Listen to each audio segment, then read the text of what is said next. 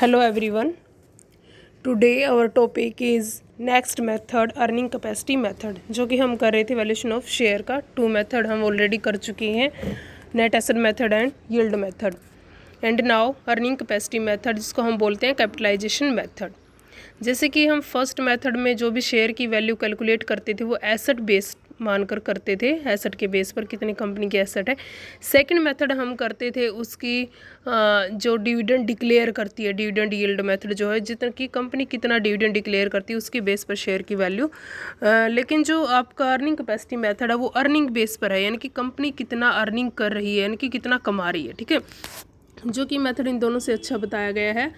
तो कंपनी कितना कमा रही उसके बेस पर ही क्या करती है, शेयर की वैल्यू कैलकुलेट की जाती है। जो कि लॉन्ग टर्म जो इन्वेस्टर है वो क्या करते हैं कि लॉन्ग टाइम के लिए शेयर खरीद कर रख देते हैं कि कंपनी को फ्यूचर में कितने सालों तक अर्निंग होती रहेगी, उसके बेस पर शेयर की वैल्यू क्या होगी। ठीक है, इस मेथड में आपके दो पॉइंट है, जैसे रेट ऑफ अर्निंग और नॉर्मल रेट ऑफ रिटर्न, ये आप कैलकुलेट करोगे। वैल्यू ऑफ शेयर का आपका फॉर्मूला है रेट ऑफ अर्निंग डिवाइड के normal rate of return into के paid up value of shares. Rate of earning का आपका फॉर्मूला है एस्टिमेटेड फ्यूचर अर्निंग डिवाइड की कैपिटल एम्प्लॉयड इनटू की 100, यानी कि कंपनी में आपने जितनी कैपिटल इन्वेस्ट कर रखी है उसके ऊपर आपको एस्टिमेटेड फ्यूचर अर्निंग, फ्यूचर में कितनी अर्निंग होगी, ठीक है, उसको बोलते हैं रेट ऑफ अर्निंग। इनटू 100 कर देंगे तो वो रेट निकल आएगी आपकी। जैसे कि एग्जांपल है, आपकी कंपनी में आपने 5 लाख कैपिटल लगा रखी है और फ्यूचर में आपको 1 लाख प्रॉफिट होने की पॉसिबिलिटी है, यानी कि आपकी रेट ऑफ अर्निंग कितनी होगी, 20%। उसके बाद आगे जब भी आप रेट ऑफ अर्निंग निकालोगे, एस्टिमेटेड फ्यूचर अर्निंग निकालोगे, कैपिटल एम्प्लॉयड निकालोगे, उसके लिए कौन सी बातें आपको कंसीडर करनी होगी, कौन सी ध्यान रखनी होगी, वो आपको देखना है। ठीक है, जैसे कि एस्टिमेटेड फ्यूचर अर्निंग में जैसे हमने गुडविल का चैप्टर किया था, गुडविल में हम जब प्रॉफिट कैलकुलेट करते थे उसमें क्या था आपका, अब नॉर्मल लॉस को हम ऐड करते थे, अब नॉर्मल लॉस को हम ऐड करते थे, अब नॉर्मल प्रॉफिट को हम लेस करते थे। ठीक है, उसके बाद कोई भी जो बिजनेस का पार्ट नहीं है उसको हम, जो इनकम बिजनेस की नहीं है उसको हम लेस कर देते थे। ठीक है, वही बातें आपको ध्यान रखनी है, सेम टू सेम आपकी बताई गई है, वो गुडविल वाले चैप्टर में से आप कर सकते हो। ठीक है, नेक्स्ट है कैपिटल एम्प्लॉयड। कैपिटल एम्प्लॉयड का आपका क्या फॉर्मूला था, एसेट्स माइनस की लायबिलिटी। ठीक है, जैसे कंपनी के सभी एसेट्स के जोड़ में से करंट लायबिलिटी को घटाने वाली राशि को कैपिटल एम्प्लॉयड कहा जाता है। इसमें आपको एक बात ध्यान रखनी है, जैसे इस विधि में कैपिटल इन्वेस्टेड में से डिबेंचर और प्रेफरेंस शेयर्स घटाए नहीं जाते, अर्थात हम डिबेंचर्स और प्रेफरेंस शेयर को शामिल करते हुए कैपिटल इन्वेस्टेड, जो कैपिटल पूंजी लगाते हैं वो लेकर चलते हैं। हमें जो फ्यूचर की प्रॉफिट निकालने हैं, एस्टिमेटेड प्रॉफिट, उसमें से हम इंटरेस्ट ऑन डिबेंचर और डिविडेंड ऑन प्रेफरेंस शेयर घटाने से पूर्व लेने होंगे। ठीक है, लास्ट में तो हम क्या लेते थे, जो प्रॉफिट लेते थे, जो इक्विटी शेयर होल्डर के लिए बचता था वो लेते थे। लेकिन इसमें क्या होगा, आपको प्रेफरेंस शेयर के ऊपर जो डिविडेंड देना है इसमें से हम नहीं घटाएंगे और ना ही इंटरेस्ट ऑन डिबेंचर घटाएंगे। ठीक है, उससे पहले वाला आपको लेना है। यदि इन्हें लाभों में से घटाया जा चुका है तो उन्हें वापस जोड़ देंगे। ठीक है, ये ध्यान रखना, इसमें आपको टोटल अर्निंग देखनी है, न कि इक्विटी शेयर होल्डर के लिए देखना है। ठीक है, तो इक्विटी शेयर होल्डर से पहले, प्रेफरेंस शेयर होल्डर की पेमेंट से पहले और डिबेंचर की इंटरेस्ट से पहले आप क्या करोगे, इसको कैलकुलेट करोगे। वो क्वेश्चन से आपका क्लियर हो जाएगा। Value of share rate of earning divide normal rate of return into के paid up value of shares. Rate of earning profit earn divide net capital employed into 100। Profit earn profit after tax but before following. Profit after tax होना चाहिए, but before क्या, interest on debenture, dividend on preference share, transfer to reserve, ये आपके profit में add होने चाहिए। ठीक है, इनको लेस नहीं करना है। Net capital employed all assets at market value minus current liability. 12th illustration देखिए, ascertain the value of equity share on the basis of following balance sheet. 60,000 equity share है, 10 ईच है, रिजर्व एंड सरप्लस 140 है, current liability 10% debentures, current liability 1,10,000। ठीक है, assets आपकी including goodwill 10 lakh. Market value of half of the asset 20% higher. Asset आपकी कितनी है, 10 लाख, 10 लाख की हाफ 5 लाख, 5 लाख की 20% बढ़ चुकी है, यानी कि 10,000। The company earn a profit of 3,66,000, profit कमा रही है। After interest on debenture, interest on debenture but before tax, और होना क्या चाहिए इसका उल्टा, हमें प्रॉफिट जब हम निकालेंगे तो वो क्या होना चाहिए, बिफोर इंटरेस्ट ऑन डिवेंचर। जैसे कि ऊपर हमने बताया था प्रॉफिट अर्न जो था profit after tax but before following interest on debenture dividend of preference share and transfer to reserve, just question illustration के ऊपर गिवन है फॉर्मूला, ठीक है। The company earn a profit of 3,66,000 per annum after interest on debentures but before 12 tax 12% is normal rate of return in such company assuming income tax at 50%, और tax आपको कितना लेना है 50%। नॉर्मल रेट ऑफ रिटर्न आपकी given है 12%। आपका formula क्या है, profit rate of earning divide normal rate of return into paid up value of share. Paid up value of share आपकी कितनी है 10 ईच है, ठीक है। आपको चाहिए rate of earning, rate of earning के लिए क्या चाहिए, प्रॉफिट अर्न और कैपिटल एम्प्लॉयड, ठीक है। कैपिटल एम्प्लॉयड और रेट, कैपिटल एम्प्लॉयड का फॉर्मूला एसेट्स माइनस की लायबिलिटी। रेट ऑफ प्रॉफिट आपको देख लेना कितना है 3,66,000। अब इसमें हम क्या करेंगे, कैपिटल एम्प्लॉयड 10 लाख आपकी क्वेश्चन में गिवन थी,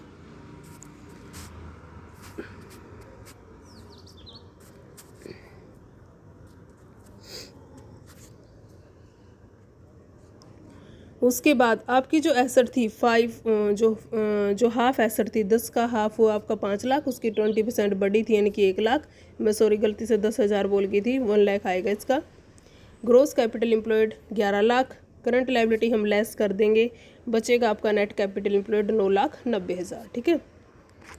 प्रॉफिट आफ्टर टैक्स 3,66,000 लेस 50% 1,30,000। देखो 3,66,000 आपका प्रॉफिट था, उसमें से लेस 50% यानी कि बिफोर टैक्स था, हम उसको क्या करेंगे आफ्टर टैक्स करेंगे, तो आपका इसका 50% आ जाएगा 1,83,000, ठीक है। 1,83,000 ही बचेगा। एड इंटरेस्ट ऑन डिबेंचर, अब डिबेंचर देखो आपके पीछे कितने थे, ठीक है।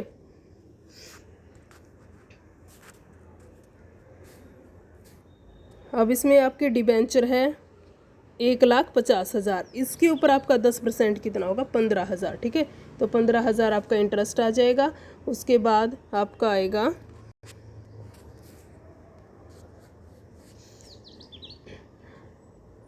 Profit after tax but before interest 1,98,000। आपका फॉर्मूला क्या है रेट ऑफ अर्निंग का, प्रॉफिट डिवाइड के नेट कैपिटल एम्प्लॉयड। प्रॉफिट आपका 1,98,000, नेट कैपिटल एम्प्लॉयड आपकी 9,90,000, आपकी रेट आई 20%, और शेयर की वैल्यू कैलकुलेट करने का 20 डिवाइड के normal rate of return 12 into के 100 यानी कि आ जाएगा 16.67, ठीक है। नीचे आपका नोट्स दे रखे हैं, इनको ज़रूर पढ़ा करो। जो नेट कैपिटल एम्प्लॉयड है उसको जब आप कैलकुलेट करोगे तो करंट एसेट्स करंट लायबिलिटी को घटाया जाता है और डिबेंचरों की राशि को हम नहीं घटाते। इस विधि में अंशों के मूल्यांकन के समय लाभ यानी कि प्रॉफिट को टैक्स आफ्टर टैक्स लेते हैं और बिफोर इंटरेस्ट लेते हैं, ठीक है। इसलिए हमने इसको वापस छोड़ दिया जो हम कर चुके हैं ऊपर, ठीक है। नेक्स्ट थर्ड इलस्ट्रेशन देखिए, following is the balance sheet is mountain silk limited 31 मार्च 2012 की है। Equity share capital 5 lakh, general reserve 250, workman compensation fund 20, profit 2 lakh, trade payables 50,000, employing saving fund 1, short term provision 80, fixed assets current assets, ठीक है।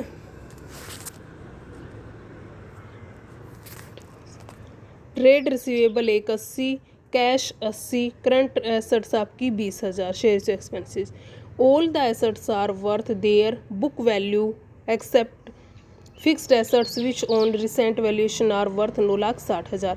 आपको जितनी भी assets है book value पर लेनी है, और जो आपकी एसेट्स की वैल्यू है 9,60,000 है, और जो फिक्स्ड एसेट है उसकी value. Profit after tax for the last 3 year 3 lakhs।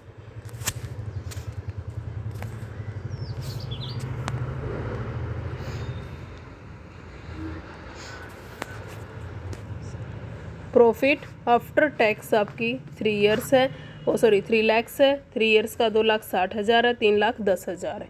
The published market price of share of A company doing similar business 4 times it's paid up value on the basis of 36% dividend.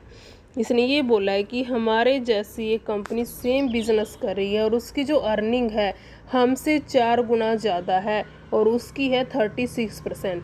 अगर उसकी 36% है तो हमारी कितनी होगी, हमारी 4 गुना कम होगी, क्योंकि उसकी 36 जो है हमसे 4 गुना ज़्यादा है। यानी कि 36 डिवाइड के 4 इंटू के 36 डिवाइड के 4 हमारी होगी नॉर्मल रेट ऑफ रिटर्न 9%। ठीक है। Find out the share value it's basis of net capital employed. अभी क्वेश्चन में ये ध्यान रखना है कि कौन सा मेथड बोल रखा है। अब इसमें डायरेक्ट ये नहीं बोल रखा कि आपको अर्निंग कैपेसिटी मेथड लेना है, इसमें ये बोला नेट कैपिटल एम्प्लॉयड। ठीक है। तो इसका क्या मतलब है, जितनी कैपिटल हम एम्प्लॉयड कर रहे हैं उसके ऊपर कितनी आपको अर्निंग होगी। ठीक है, इसका ये मतलब।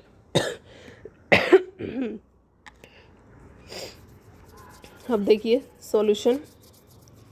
सबसे पहले हमने नॉर्मल रेट ऑफ रिटर्न निकाल ली। अब हम देखेंगे their for normal fixed asset आपकी 960 जो कि एडजस्टमेंट में है, इन्वेंट्री 460 जो कि पीछे आपकी गिवन एसेट्स में, और ट्रेड रिसीवेबल 180 ऊपर गिवन है आपका, कैश आपका 80,000 है, लाइबिलिटी एम्प्लॉइंग सेविंग फंड हम लेस कर देंगे, trade payables 50, provision for taxation 80, net capital employed 14,50,000। Average profit 3 सालों का हम लेंगे 2,90,000 आ जाएगा। Rate of earning profit divide के नेट कैपिटल एम्प्लॉयड इंटू के 100 20% आ जाएगी आपकी, और शेयर की वैल्यू 22.22%। ठीक है, same formula.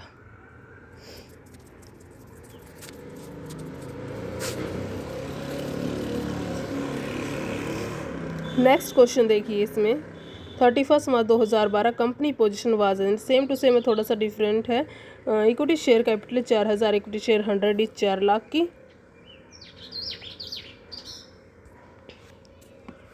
Preference share capital 1 lakh, reserve fund 1,50,000, profit and loss balance 80,000, profit for 2012, profit and loss opening balance 80,000। ठीक है, और इसमें है आपका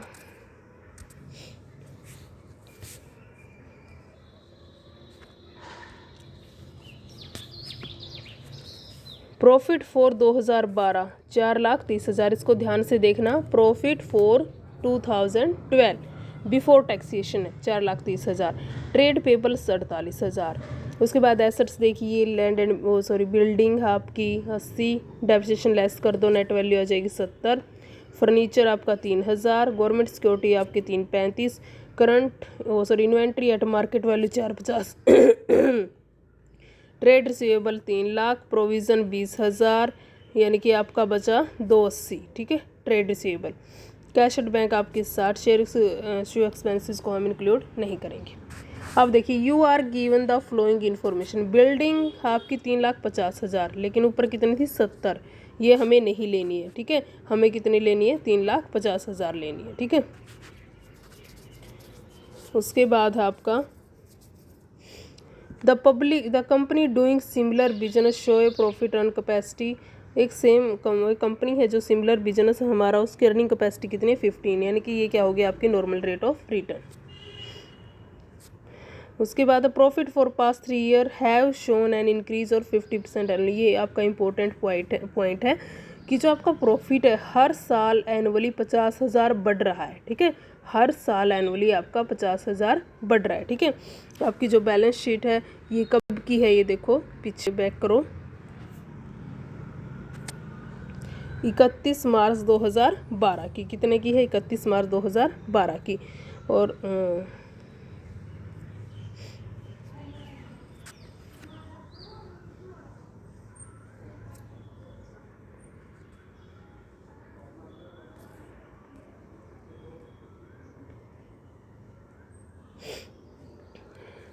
31 मार्च 2012 की। और आपका प्रॉफिट कब का गिवन है 4,30,000, ये भी 2012 का। लेकिन नीचे क्या बोल रखा है कि 50,000 एनुअली आपका इंक्रीज हो रहा है। अगर 50,000 इंक्रीज होगा तो 2011 में कितना होगा, 4,30,000 में से 50,000 लेस कर दो, आपका कितना बचा 3,80,000। अगर 3,80,000 2011 में, तो 2010 में कितना होगा, 3,80,000 में से 50,000 फिर लेस कर दो, 3,30,000। ठीक है, यानी कि हर साल जब 3 सालों से बढ़ रहा है तो और करंट में बढ़ रहा है तो करंट में बढ़ के कितना 430, यानी कि पिछले सालों का कम होगा। ठीक है, इसलिए इसको लेस करेंगे। अब नेक्स्ट इसमें देखिए सॉल्यूशन में, बिल्डिंग आपकी 3,50,000 जो कि क्वेश्चन में गिवन है, 3,50,000 ये मार्केट वैल्यू। फर्नीचर आपका 3,000। इन्वेंट्री 4,50,000।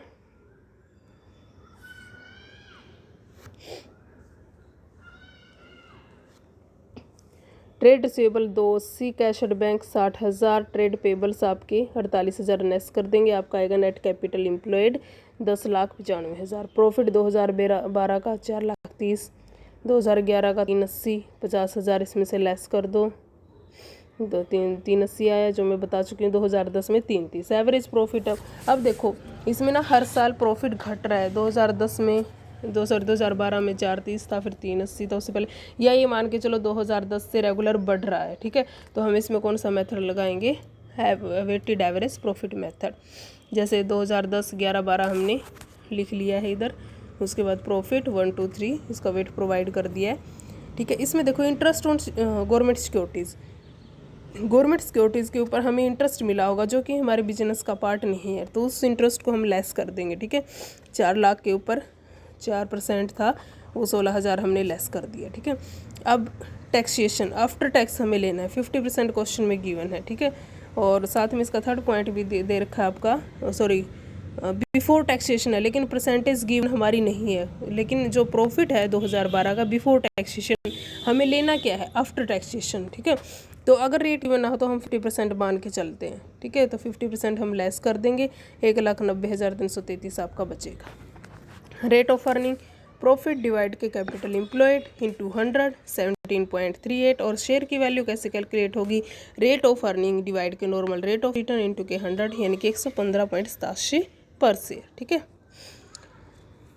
और ये आपका क्वेश्चन था, बाकी करेंगे कल। ठीक है, थैंक यू।